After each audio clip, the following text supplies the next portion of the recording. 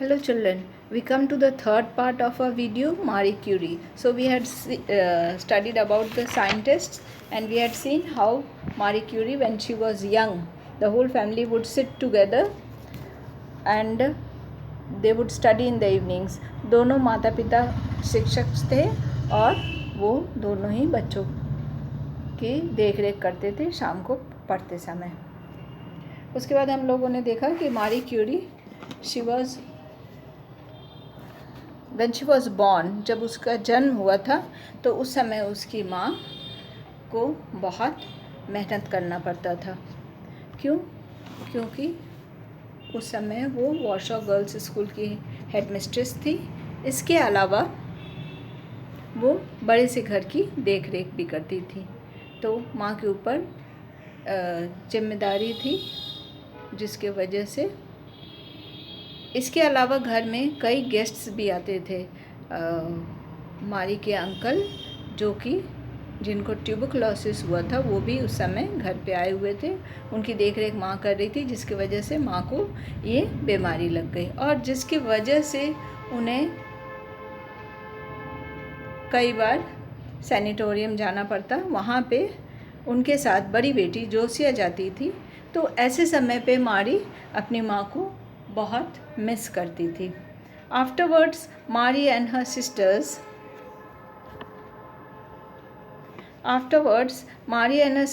Would often. उसके बाद हम देखते हैं कि मारी जब 9 साल की हुई थी तो उसकी बड़ी बहन जोसिया वो मर गई.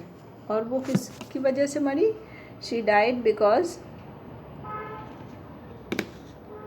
She had got typhus.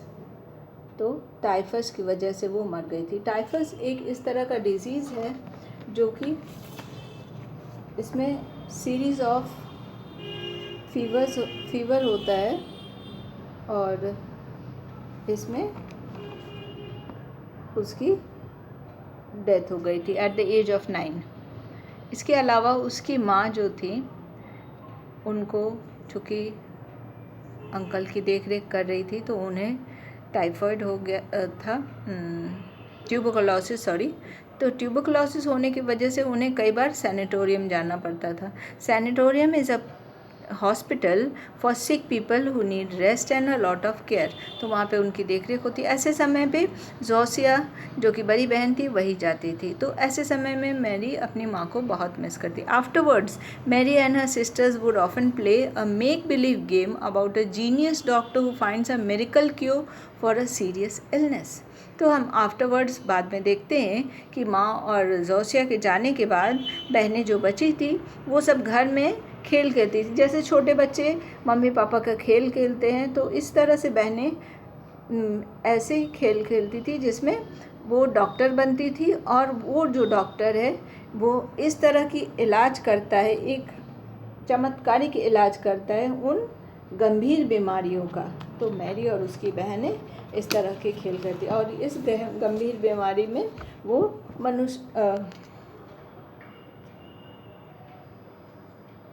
लोगों की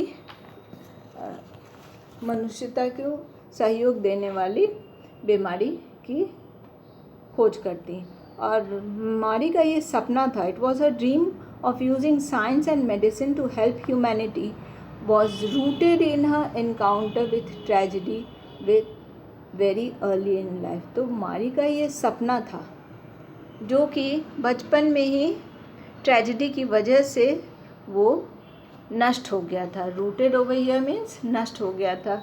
और उसका क्या सपना था? सपना ये था कि मेडिसिन और ह्यूमैनिटी, साइंस और मेडिसिन के सहयोग से, यानी विज्ञान और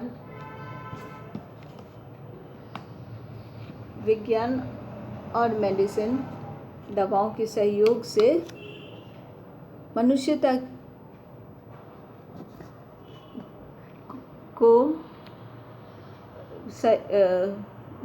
को सहयोग देना, ताकि सारी बीमारियों को जड़ से हटाया जा सकता है. लेकिन त्रासदी की वजह से अपने घर में त्रासदी, यानी कि उसकी माँ और बहन जो एक्सपायर कर गई थी, जिनकी मृत्यु हो गई थी, इसकी वजह से इसका मारी का सपना जो था वो नष्ट हो गया था। The foundation of Marie's later learning was laid in her childhood by her father's diligent efforts to teach his children Greek, Latin, Russian, Polish, French, German, English by reading to them, besides sharing with them books on physics and chemistry.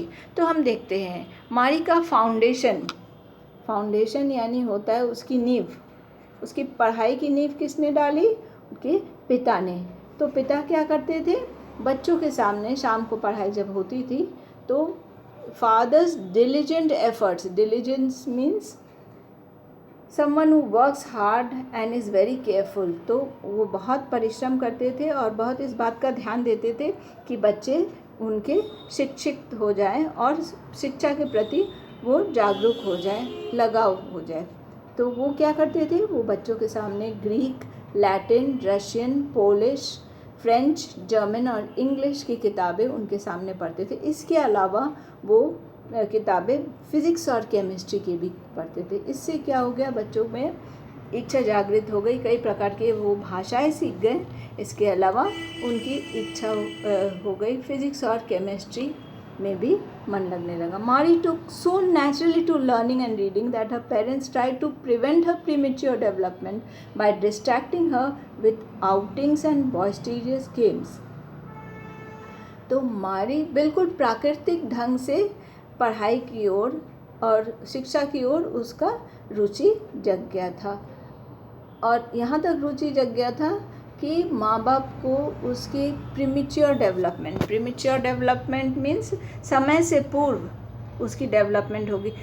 एक incident हम लोगों ने आगे पढ़ा था, जब मारी 3.5 साल की थी तो किस तरह से उसकी बहन ब्रायोना जब रीडिंग कर रही थी, वो 7 साल की थी, तो जहाँ से वो मिस्टेक की थी वहीं से मारी ने उठा करके वहाँ से रीडिंग करना शुरू किया था। तो ये प्रीमेच्योर उसका डेवलपमेंट था। और उसकी इच्छा ये ऐसे क्यों जागृत हुई थी? क्योंकि पिताजी जो थे उनका अथक प्रयास था, बच्चों के सामने रीडिंग करते थे, तो बच्चों में ये अपने आप ही प्रीमेच्योर डेवलपमेंट मारी में आ गया था। तो वो पेरेंट्स चाहते थे कि इसकी प्रीमेच्योर डेवलपमेंट को रोका जाए। और किस तरह से रोका जाए? By distracting her with outings and boisterous games. उसको प्रीमेच्योर डेवलपमेंट को इस तरह से रोका जाए कि उसे बॉइस्टेरियस यानी कि नॉइजी, एनर्जेटिक एंड चीयरफुल, तो बॉइस्टेरियस इस तरह के खेल खेले जाएं जो कि बहुत, जिसमें शोर हो, इसके अलावा उसमें बहुत हंसी खेल हो और स्फूर्ति भरा हो। इसके अलावा आउटिंग्स बाहर जाना, घूमना फिरना, तो इसके प्रयासों से वो चाहते थे कि मारी की प्रीमेच्योर डेवलपमेंट को रोका जाए। During Marie's childhood, Poland was occupied by Russian forces. When she began studying in private school of Miss Siroska, there were periodic inspections by Russian inspectors to see if the children were being taught Russian. तो हम देखते हैं मारी जब छोटी थी, बचपन में, वो पोलैंड में हुई थी, और पोलैंड उस समय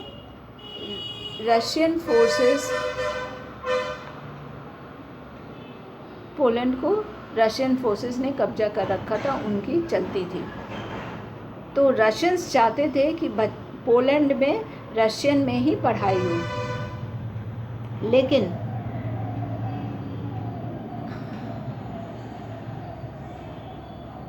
वहाँ के जो शिक्षक थे वो ऐसा नहीं चाहते थे। वो अपने देश का ही भाषा यानी पोलिश ही बच्चों को पढ़ाना चाहते थे, और वही वो करते भी थे।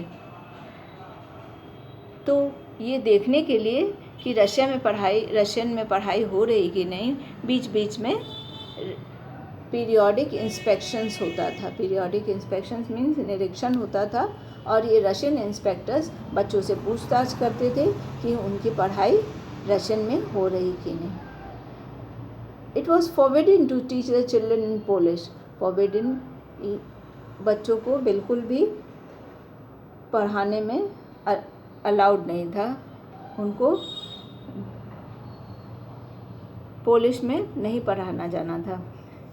देयर ओन मदर टंग, जो कि उनकी मातृभाषा थी. But the teachers did just that, लेकिन शिक्षक उनको पोलिश में ही पढ़ाते थे. Marie's teachers Antonina Tupalska knew Marie's flawless grasp of anything that was taught to her.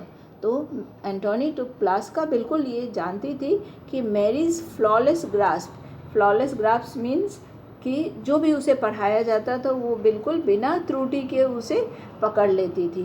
When the inspectors arrived to check students' knowledge of the Russian language and history, Marie Sklodowska was always put forward as an example to be interrogated.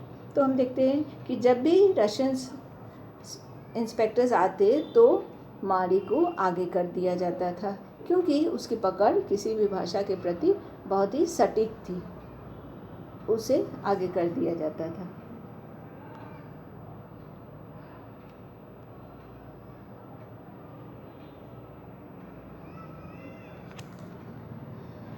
She spoke flawless Russian and answered all the questions put to her, but the effort sometimes proved to be great strain on Marie. तो चूँकि मारी को हर समय आगे कर दिया जाता था एक एग्ज़ाम्पल के तौर पे, जिसे कि उससे रशियन में सवाल पूछे जाए, लेकिन ये प्रयास मारी के ऊपर बहुत ही ज़्यादा स्ट्रेन करता था, यानी कि उसे बहुत प्रॉब्लम देता, तो उसे परेशानी होती थी. After each such ordeal, Marie would weep in the arms of Miss Tuplaska, her nerves exhausted by the effort of covering up for the whole school. तो हर इस ordeal over